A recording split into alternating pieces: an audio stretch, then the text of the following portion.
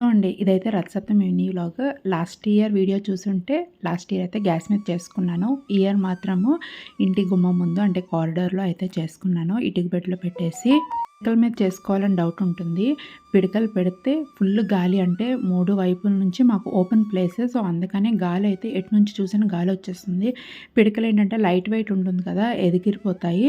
So, అందుకే 3 వైపులు ఏంటంటే ఇటుక బెడ్లు పెట్టేసి కింద పిడకలు పెట్టి కర్రలు పెట్టి అయితే పాలైతే పొంగించుకున్నాం. దీని గురించి అయితే మాత్రం అందరం కష్టపడ్డాం. ఇంక్లూడింగ్ పాపతో సహా. పొంగియడం కూడా కష్టమేనా అని డౌట్ ఉంటుంది. అలా కాదండి. ఏంటంటే అక్కడ కంపల్సరీ ఉండాలా, లేకపోతే మాత్రం అది అడుగు పట్టేస్తుంది. వెనక నుంచి గాలి కూడా వస్తుంది. పాప చిన్న పాప కదా! సో, మళ్ళీ అక్కడ ఏమైనా చేయి పెట్టేస్తదేమో అని చెప్పేసి అక్కడే ఉన్నాము. మాత్రం చాలా మంచిగా జరిగింది. నాకైతే ఫుల్ సాటిస్ఫై అనిపించింది. డీటెయిల్‌గా అయితే నేను లాంగ్ వీడియో పోస్ట్ చేశాను.